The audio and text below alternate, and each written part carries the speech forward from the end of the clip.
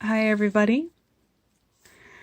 Today I'm going to make a list about how to stay focused on a specific project, because when you're doing a larger project like a blanket or a sweater or things like that, it's a good idea to have a game plan on how to make sure you don't lose interest, or at least try not to lose interest, because you can only do what you can do, right? So I just brainstormed a few things. So the first one that I was thinking of is something called a squirrel list. This is not a new idea. Basically, all you do is you have a little book near your project and something to write with. And every time you have something pop up in your head that you're like, oh, I need to do fill in the blank thing, you just you write it down on your squirrel list, and then you can relax and continue finishing your row or whatever increment of crafting that you planned on doing, so that you can both get the item done and also, reduce your stress and increase the chances that you'll remember to do the thing that you forgot to do until you sat down to relax. So number 2 is to take note of the number of balls of yarn.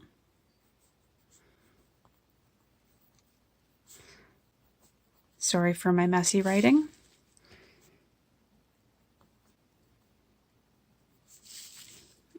That are going to get used up in the project.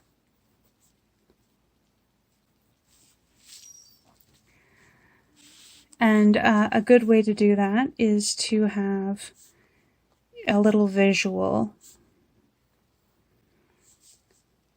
I happen to have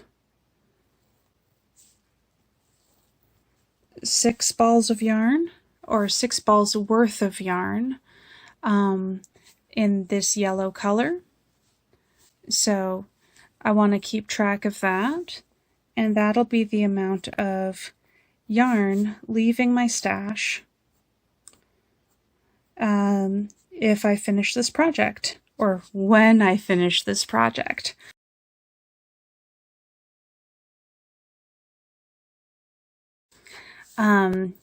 Once you make a little picture of all the balls you're going to be using up, as you use each one, you can either color it in or cross it off, and that way you'll have a visual representation of the stuff that'll be leaving your stash.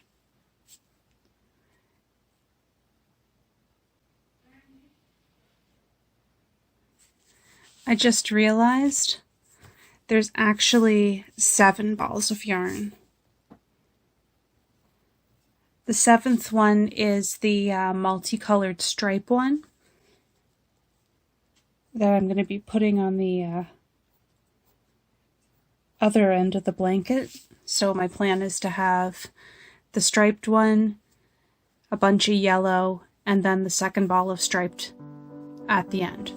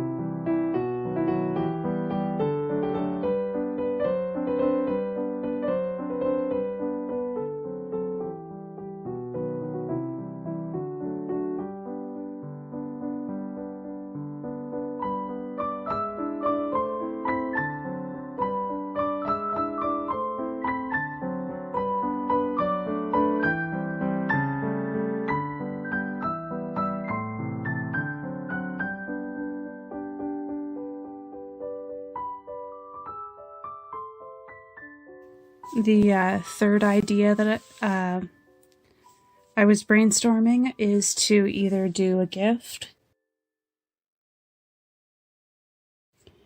or charity.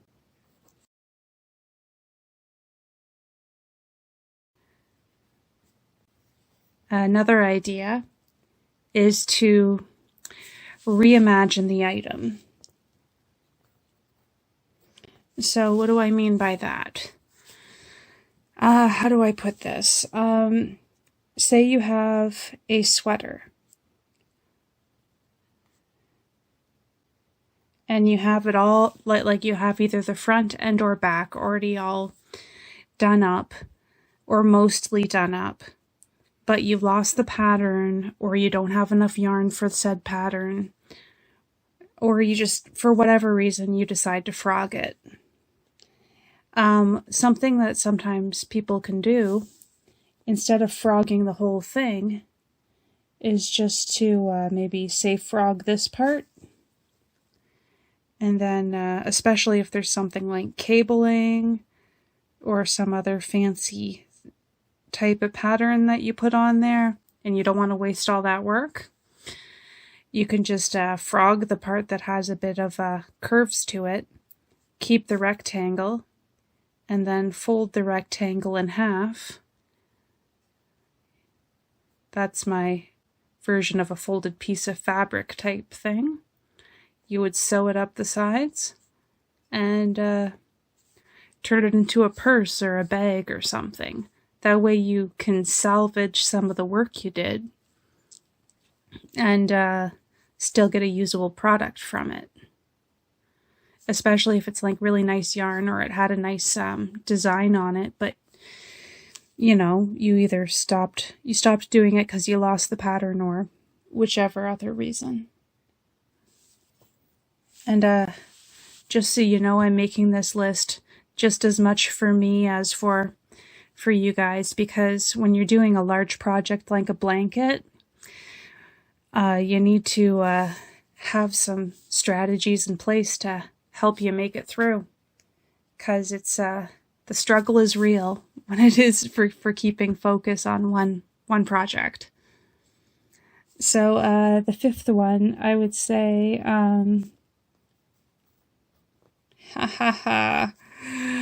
oh wow, if you're not sure about cursive, this is TV. Maybe I'll just do a little picture of an old school TV here. And watching TV, like a movie or, you know, a show that you like, or videos on YouTube, like button, subscribe, share, etc. Or audiobooks are really good too.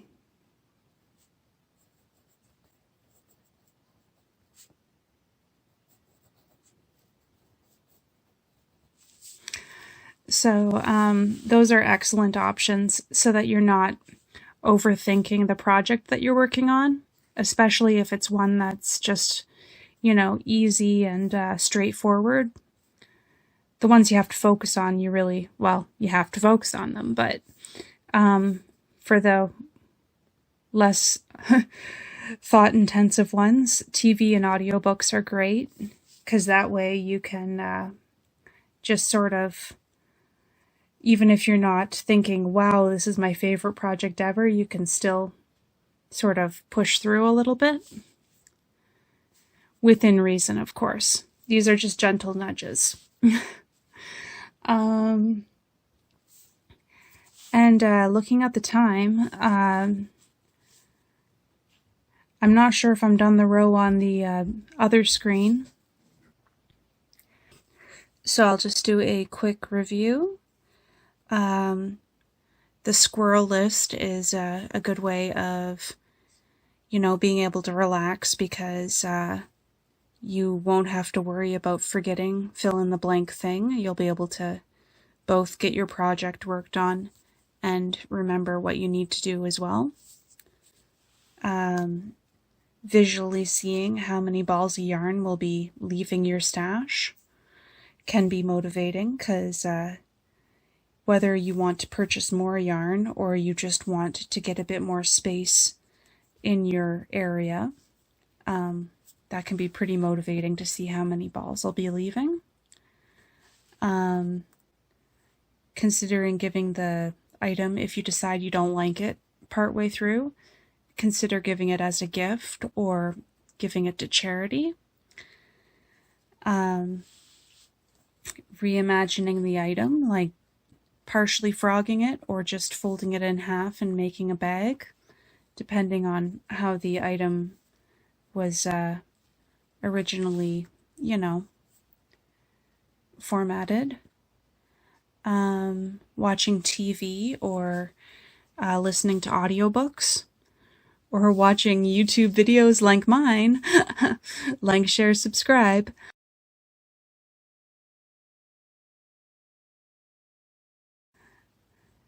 So thank you so much for watching, and I will see you on the next row.